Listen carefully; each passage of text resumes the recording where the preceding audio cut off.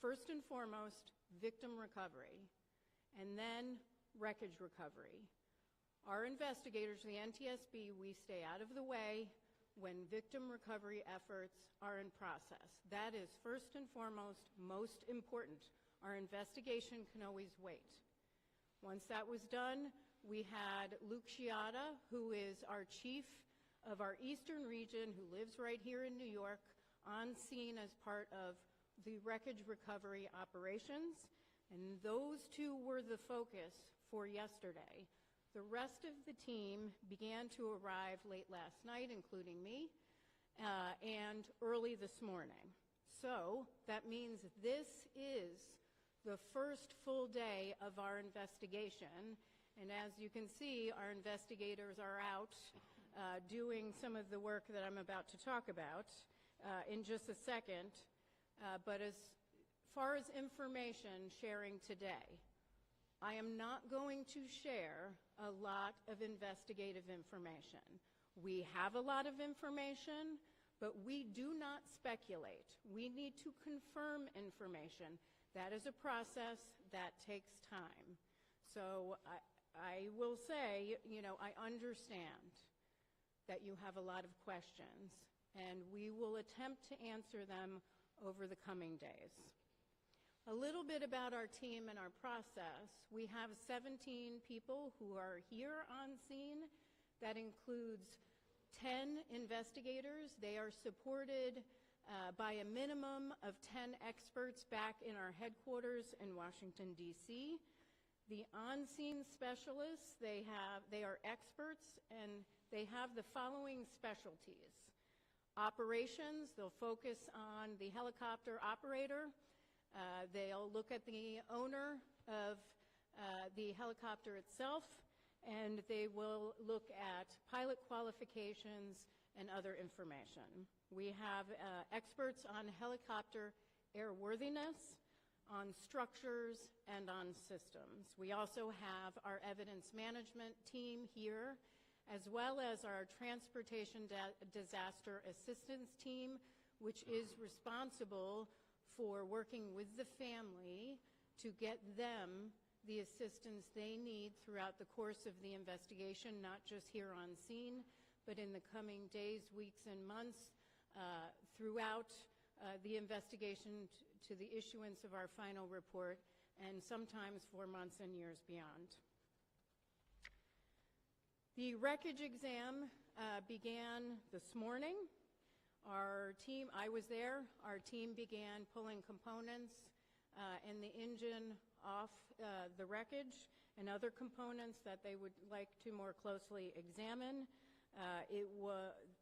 Most of their focus was to turn it upright and move the helicopter or the wreckage inside so that they can begin to do a more comprehensive examination and get to the other side of the wreckage that was against the pavement.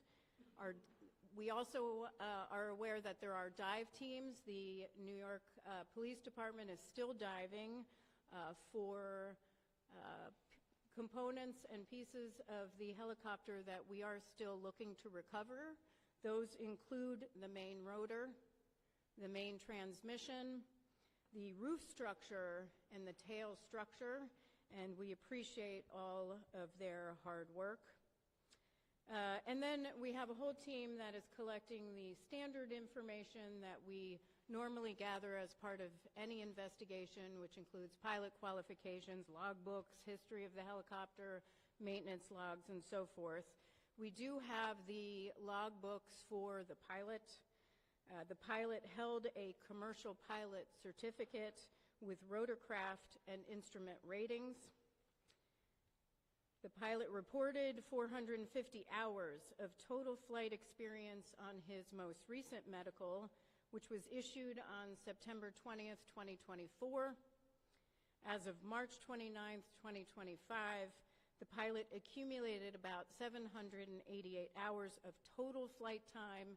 We still need to calculate flight time in that Bell helicopter, and I'll have more information on that hopefully tomorrow, because he previously was flying a Robinson 44.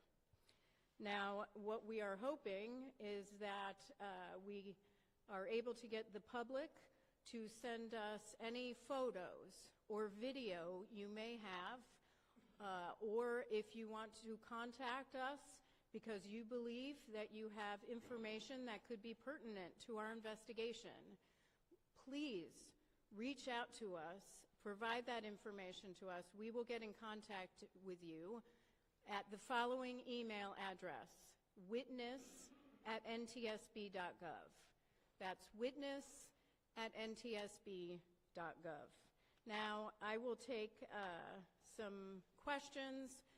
Again, a reminder, I know there will be questions for very detailed investigative information.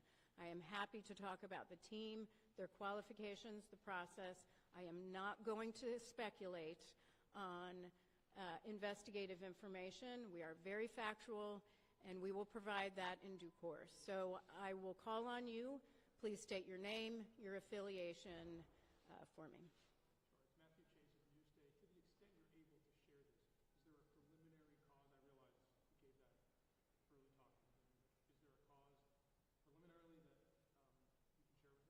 The question is there a preliminary cause?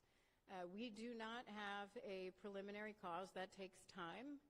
As I stated, our team focused on helicopter airworthiness and structures and systems is at the facility with the wreckage, doing the wreckage exam.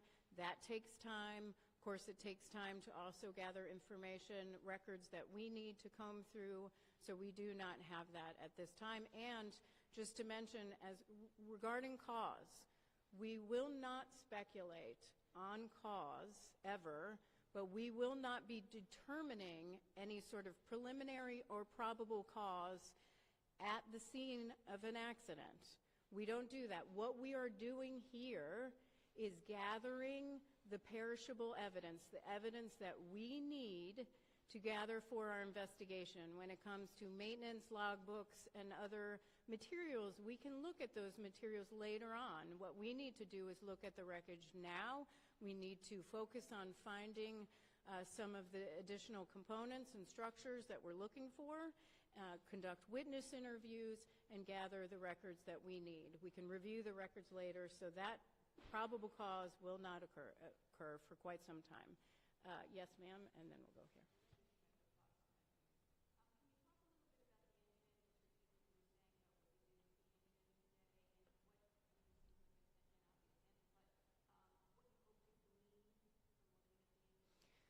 So the question was what we were doing with the engine. Nothing that we would not normally do as part of our standard investigation, where we would have wreckage and we'd start separating some of the components that we always look at. That's standard in our investigation. Of course, we'll have a team that always looks at engines or power plants to evaluate them as in standard course of our investigation. So nothing in particular.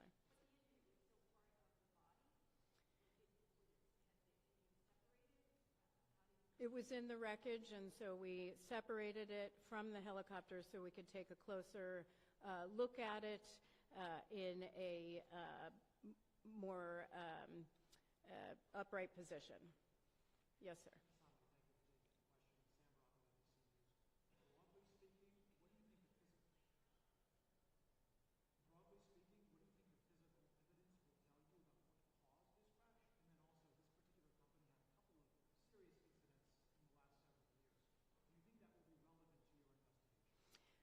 The question is, what will us looking at as part of this investigation on scene tell us about cause, and what will we be looking at related to the safety history as part for this particular helicopter company? First of all, we always look at safety history. That's a standard part of all of our investigations, so we'll collect that. Not just from the Federal Aviation Administration, that is a party to every single one of our investigations, but we'll also ask those questions in interviews and get other information that will help us get a very broad view and detailed information about the safety history of this particular operator and also the owner of the helicopter itself. With respect to what will it tell us on scene about our investigation, the evidence right now, everything is on the table. We don't rule anything out. We take a very detailed and comprehensive view, and it's way too early in the investigation. It will be too early on scene. That's much later in the investigation. Yes, ma'am.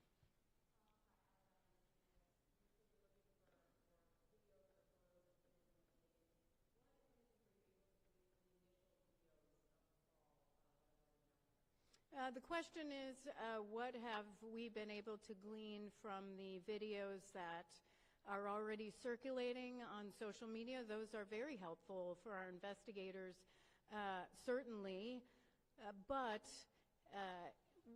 a lot of those videos are from a very far distance, and so we'll have to look at those a little bit further back at headquarters, but we're hoping to get some additional videos that provide us information. We don't know what people have recorded or taken pictures of that could be helpful in an investigation. We have found in past investigations, and I'm just thinking of one that I went to in Ketchikan, Alaska, a mid-air collision where photos from somebody who was on board one of the airplanes helped us significantly in our investigation. So it can be very key parts of our investigation. So for anyone who didn't hear my previous request, please send us any sort of videos or photos or information you'd like to share with us at witness@ntsb.gov. Yes, ma'am.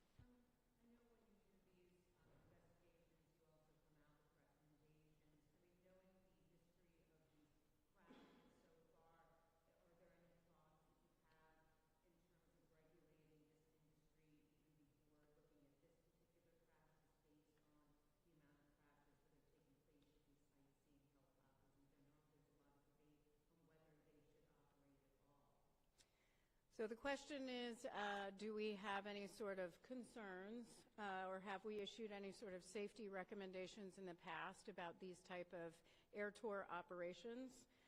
We have. Actually, we did. So this particular operator was governed under Part 135 of the Federal Aviation Regulations, but this particular operation was under Part 91. All air tours are. We have issued an entire report on Part 91 operations with respect to revenue passengers. We believe in one level of safety strongly, and that may not look like regulation for a major commercial airline, but we do believe that they should be regulated. We have issued recommendations in the past on recorders, crash-resistant recorders. We've issued numerous recommendations on safety management systems, on particular regulations for Part 91. It's too early to say what we would recommend as part of this investigation. However, this is a concern that we've raised for a number of years. Certainly we raised this after the Fly Nyan crash, and in a specific report that we have online at ntsb.gov focused on Part 91 revenue passenger operations. And so I would direct you actually to that report. It was very comprehensive about our recommendations, specifically about air tour operators. And if you can't find that, our media relations team can help provide that information, because we did issue a set of recommendations to improve safety in this area. That will be part of the question is, was this operator complying with those recommendations? Those are recommendations, not regulations, but we would have to look at that, and that will be standard in this investigation. So thank you very much, sir. And then I'm going to go over here. Have we recovered the rotor? We are looking for the main rotor and the tail rotor right now.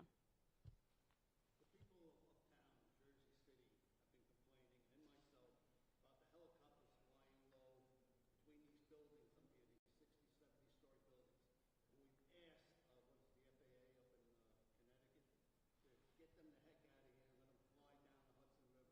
I'm telling you right now, if something isn't done, there's going to be a disaster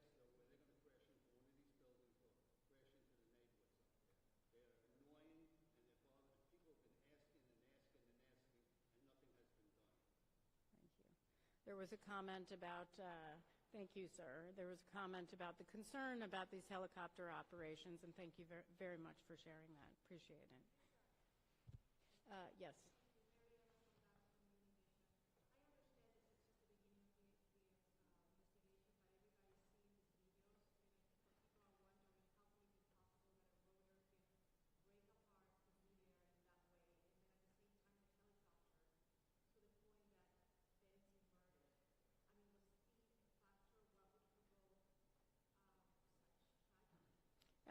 The question is, what would result?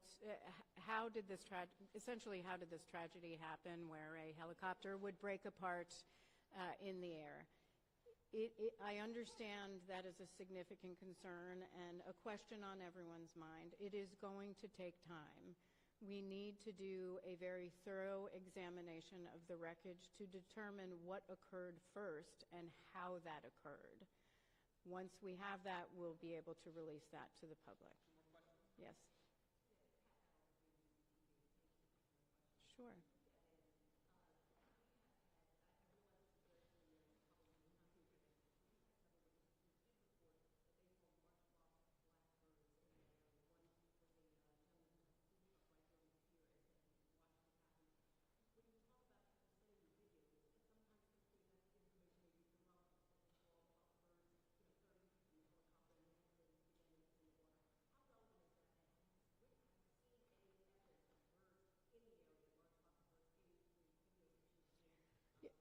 Yeah, great question, because I think sometimes people are reluctant to reach out to us because they may not think something is relevant to our investigation. So the question was on reports of a large flock of birds in the area shortly before the crash. We are aware of those reports. We discussed it this morning. It's something we will be looking into.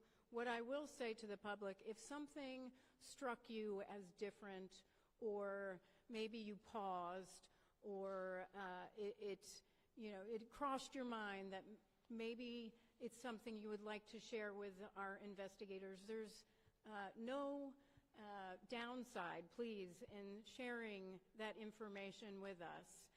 You can be very helpful in providing that investigative information to the NTSB. So again, witness@ntsb.gov. Even if you think it's irrelevant, please send it in. Yes, sir. Hi, Stephen Nesson, WNYC Radio. You said there are 17 people on site here working on the investigation and 10 in D.C. Is that how many people you would typically have for a helicopter crash investigation? Is that the same number, for example, during the Flynon helicopter crash, or have cuts at the federal government reduced your number of investigators? So the question is, the 17 investigators here and 10 who are supporting back home, but the 17 personnel here, 10 of which are investigators, is that typical for an investigation like this?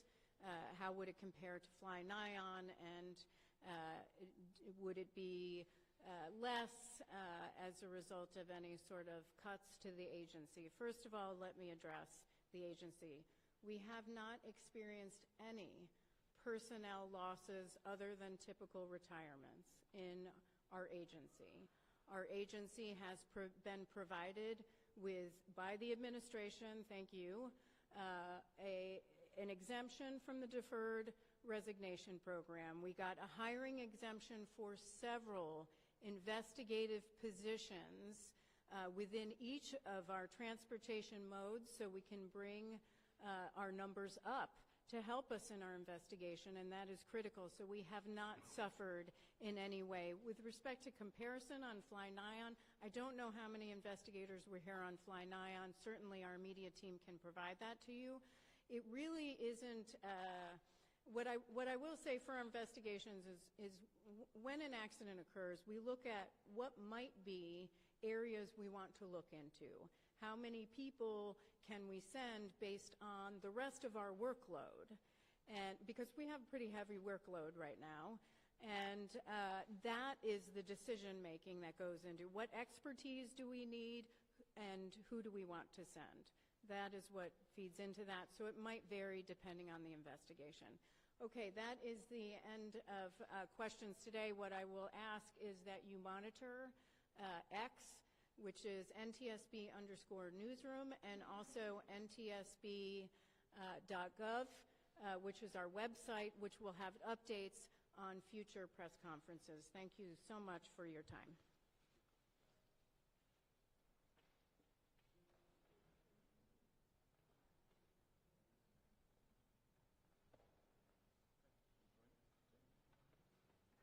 Okay. If there's any questions to our emergency management or director of the police, we could answer those as well. If not, we'll close it out and say thank you for coming. Was there a black box? I know this may be NTSB question. Do you know if there was a black box? Want to speak to that, Greg? Black box question. At this point, we have been advised that it was recovered. That's part of the dive operations that's currently on the way. They are. Is a black box? I don't know, but if there is, that's part of the dive operations that's currently on the way. The NYPD scuba. Louder. Yeah, the NYPD scuba team, as indicated by the chair, has been assisting us since the last evening. They're doing a comprehensive search of the crash area. If, in fact, that item is recovered, that'll be turned over as part of the evidence.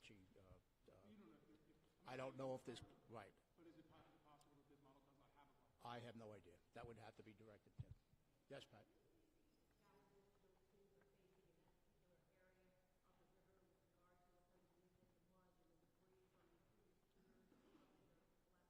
The area in question is it's about 5 feet deep where the chopper went down. It's a very rocky substance on the bottom there. So there was challenges for the scuba people to get in there. Even to this day, we were doing recovery on the pier line and the shoreline where getting a boat in that close was tough. So it was a lot of the stuff our emergency service people, people from my office were out there physically walking the shoreline recovering items. 5 feet deep, roughly. Yes.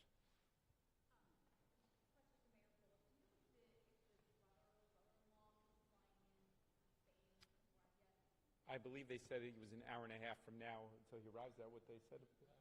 Yes. All the He was flying in this morning, and then they said an hour and a half from. He'll be arriving about. Yeah, in about an hour from now, he'll be arriving.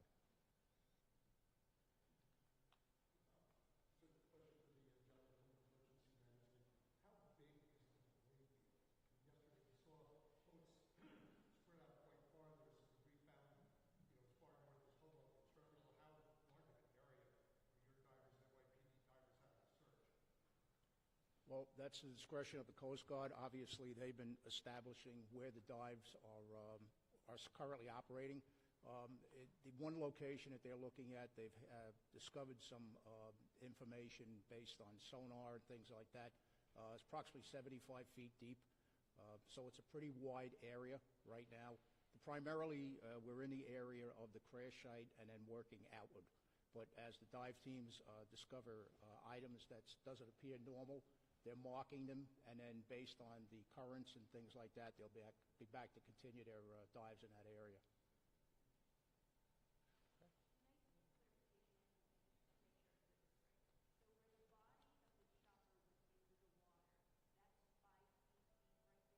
Approximately 5 feet deep.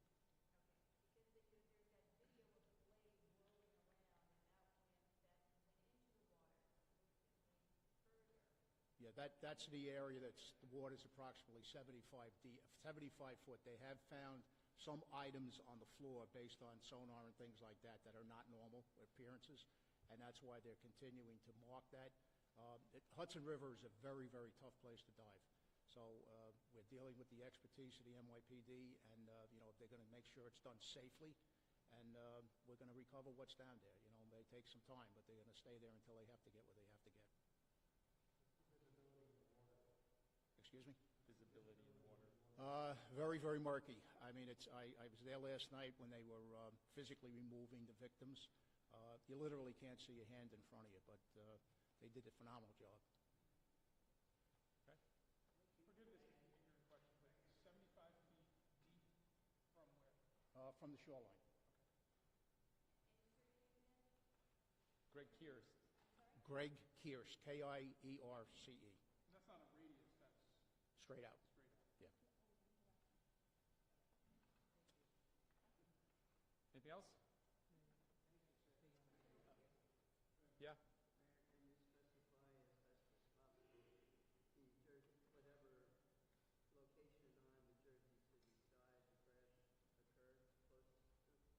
that, Craig, as well? You must stay with that as well. If you're familiar with the Port Authority vents down by foot of 6th Street, roughly, it's adjacent right to the Port Authority vent. It's adjacent right to the Port Authority pier where it houses the vents for the Howland Tunnel. Yes.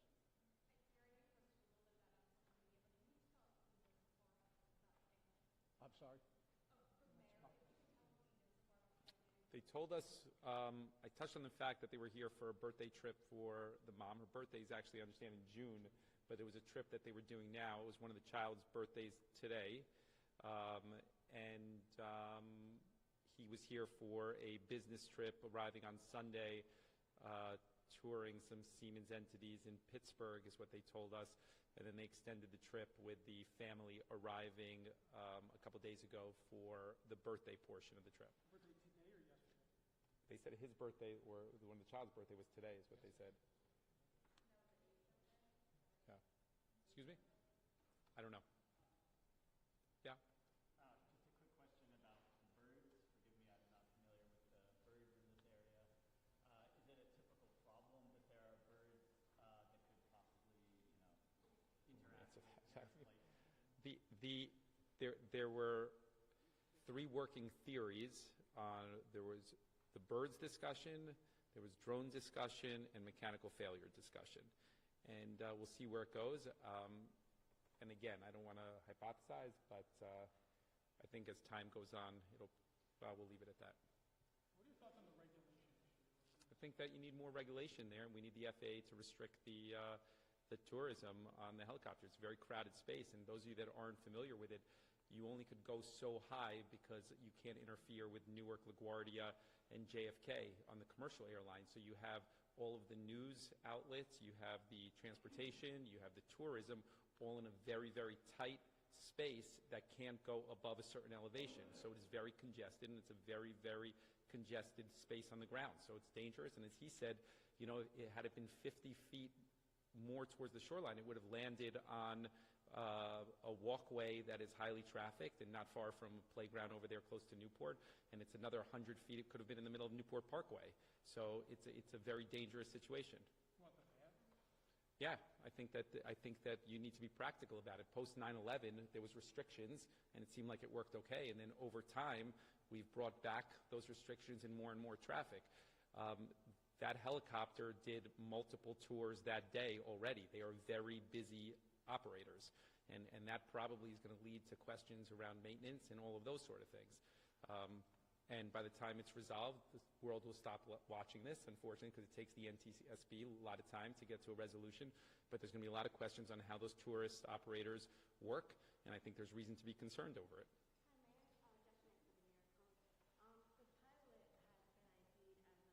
Yeah. They told us I have not. He's been in contact. The mother's in Utah, and he's a veteran and African-American male, 36 years old? Yes, 36 years old. Yeah.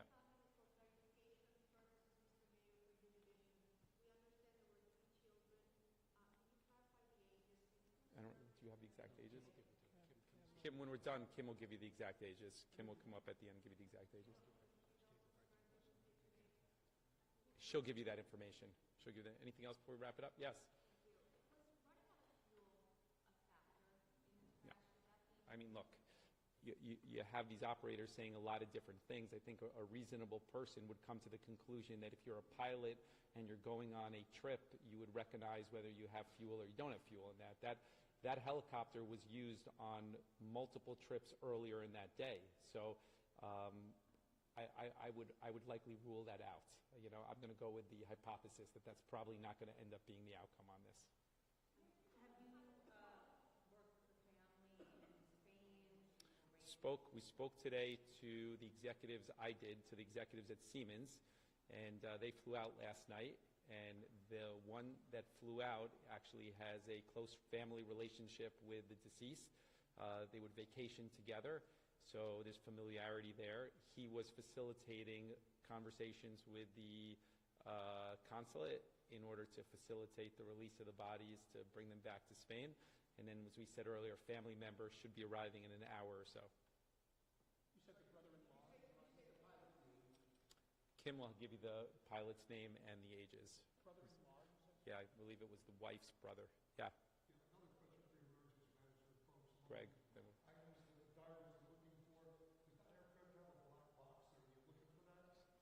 Whatever items, as I say, I'm not familiar with whether there's a black box or not on that type of an aircraft. What they are looking for now in particular was the transmission, the rotors, and other associated items associated with the actual engine and things like that. When the chopper was taken up, it was very, very seriously damaged. So as the NTSB chair had said, it was delivered to the Army Corps of Engineers via boat. And this morning they were over there first thing doing their first portion of the investigation. But as I mentioned, there were some items that were found on the sonar that is a matter of interest. So they are continuing to do their dives. Weather permitting, of course, it's a tough, very choppy out there today, but they're the best at what they do.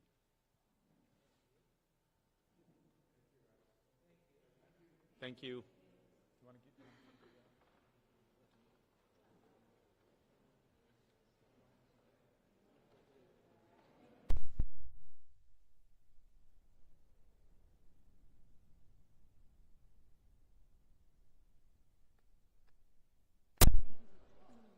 Okay.